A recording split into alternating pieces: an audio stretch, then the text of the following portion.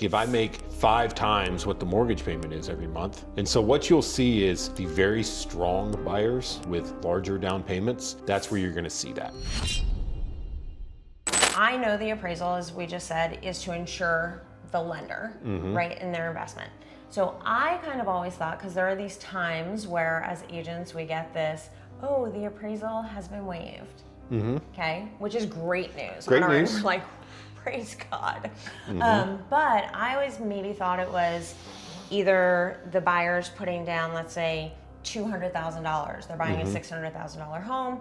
The lender's only putting out $400,000. Right. Well, they know the house is worth it. Right. Now, is it based on the amount that someone is borrowing, or is it still based on the value of the home? It's loan to value. It's a couple things. It's loan to value. Okay. Right. So the more you put down, the more likely you are going to have an appraisal waiver, because it's less skin in the game for the lender. Right. Right. Because they will get their money out. Right. Exactly. Okay. It's debt to income. Okay. Right. Like if I make 5 times what the mortgage payment is every month, the lender's also not really worried about me defaulting on the loan anyways. Right. Credit score. Okay. And so what you'll see is the very strong buyers with larger down payments, that's where you're going to see that. Okay. You're not going to get that on an FHA loan with 3.5% down. Right. It doesn't even exist on a VA loan. You're going to get that on those conventionals with 20, 25, 30% and more down. Okay. That's where you're going to see that on strong buyers, right? If you had a 620 credit score on that, you're probably not going to see it. It's those really, really strong buyers. And it's the lender. Don't get me wrong. They're still doing a little bit of back end digging. Right. Is this realistic, right? Well, yeah, because I mean, know. are they still protecting They are. the buyer? They are. Or So- are they saying like, well, you put down 2/3, so it doesn't matter? No, because still at the end of the day, right? If you have a loan that's 70% loan to value, because they're paying, let's say it's $1 million purchase, just because it's easy math, Sure, right? sure. They pay 300 down. Well, if you're 100,000 off on appraisal, they're not 70%, right? So the lender is still looking on the back Okay. end. They have systems to say, okay, yeah, that's realistic, Yeah. right? So they're not just blindly doing it. Okay. So Tell me about refinancing, because I know you have we've talked about some cool systems that you're kind of working on to make sure that people don't maybe miss opportunities. yes, so I take a unique approach to refinancing. Okay. Most lenders will call up a buyer and say, hey, I can drop your payment by $300, $400, right? Which is great. And there's really 2 types of homeowners, depending on where they're at financially. There's the homeowners that in a higher interest rate environment, like we could kind of consider that now, maybe you're getting a little behind on their debts. Okay.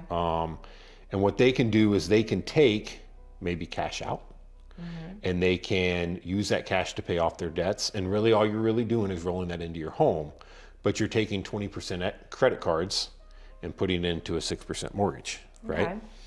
Okay. And then there's But over 30 years. over 30 years, there's your downside, which is there's a key to that too, right? And then there's buyers who maybe they're still doing pretty well, right? And they can easily make the payment. Those are really the 2 people that I focus on. The buyers who just want to drop their payment, I try to convince them to be buyer or refinance client number 2. And the reason for this is, as a lender, it is extremely easy for me to call you and sell you on, hey, I can save you $300 a month and you can skip 2 payments and the whole shebang, right? Right. Here's the truth though. With most refis, you're resetting the clock. So if you're 4 years into a 30-year loan, you're going back to 30. There are some lenders who will let you pick your term. Yeah.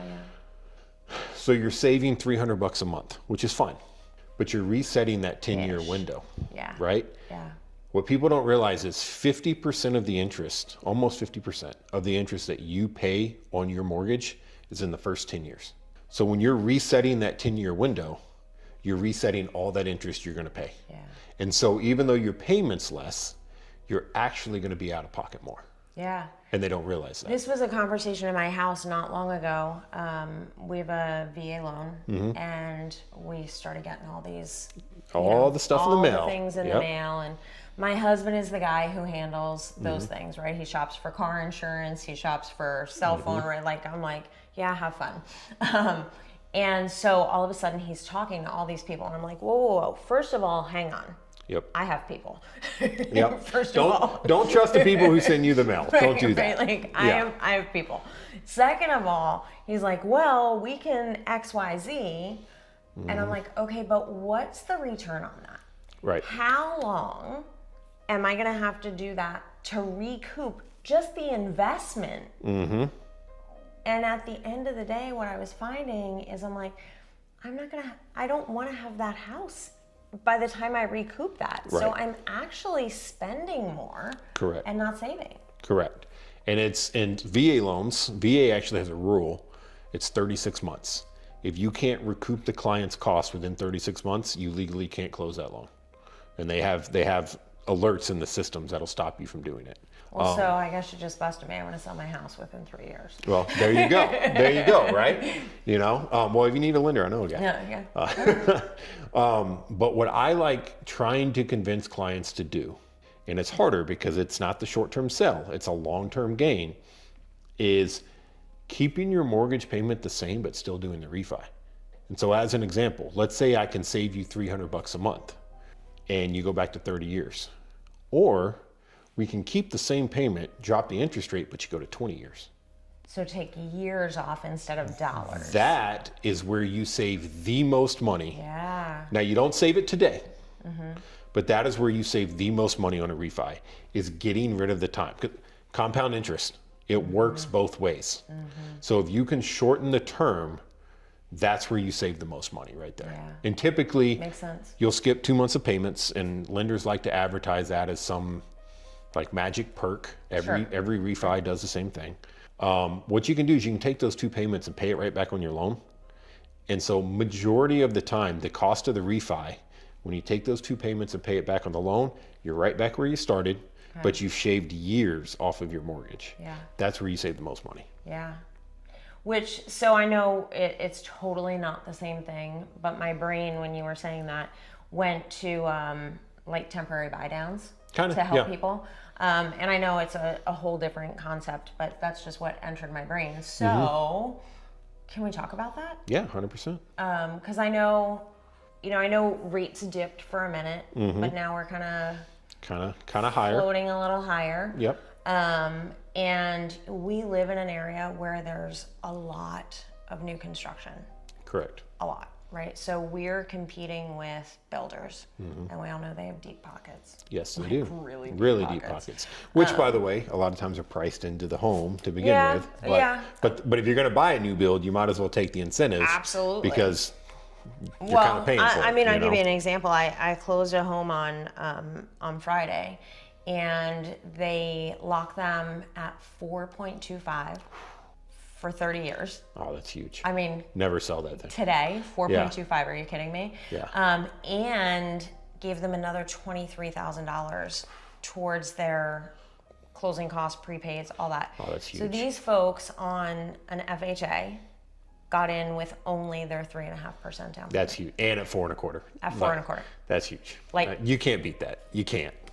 There's no seller that can compete with it. There's no lender, but the builder has that deep pocket. Like, they buy the rate for millions of dollars. Correct. Of loans. Correct. What they do is they go in the back end to the banks, and they say, hey, and it's usually the big national ones. Hey, we're going to loan out $4 billion this year, and I'm completely making that number up. Yeah, of course. As a bank, how much money, if you're going to lend $4 billion, how much money do you need to make? And they'll say, hey, we need to make, I don't know, 40 million bucks, 50 million, whatever it is. They'll cut them the check. There you go. There's your 50 mil. Now, every dollar we lend, we can lend at whatever rate we want to, because you've already made your profit. And can they make money on it too? They can. Yeah, and they probably will. They'll probably make a little bit. Yeah. Well, because it would be kind of dumb not to. They sell it immediately. They'll sell it to the secondary. Right. They'll sell it to the secondary market. Now, when everybody else is selling 6 and 6.5% rates and you're selling a 4.25%, you're not going to get the same payout as the 6 and 6.5%. But they've already factored that in. Right. The payout is in being able to turn their homes, right, and sell their homes. That's where they're making their money. This is just a tool that they're using to do it. They're not really looking at it as a profit center. Okay. Which is why it's so low. Right. So that's how they do it. Well, and it's securing buyers for them. 100%. I mean, for sure, right? Yeah. And even though, and you and I have these conversations openly, because I'd love to still have people that talk to you about it, but you just can't touch it. What I'll do is I'll say, hey, I'll tell them up front. Odds are I'm not gonna be able to touch it. But what I wanna do is make sure you're getting a good deal. Because if you're at 4.25 and they're giving you 20 grand, but your closing costs are 70 grand, not a good deal, right? So even if there's a 99% chance I'm not gonna touch it and I can't come close to it, I wanna at least put eyes on it for them and say like, hey, as a peace of mind from a third party perspective, you're good. Take that deal, right? Because I just think it's important. Well, and that's one of the things I like working about you, because you're honest and you're building that trust, and I feel like that can come back to you in ways that, like, not that you're doing it for that reason, but it just comes back to you because of the type of human that you are. I appreciate that. I really do. That means a lot.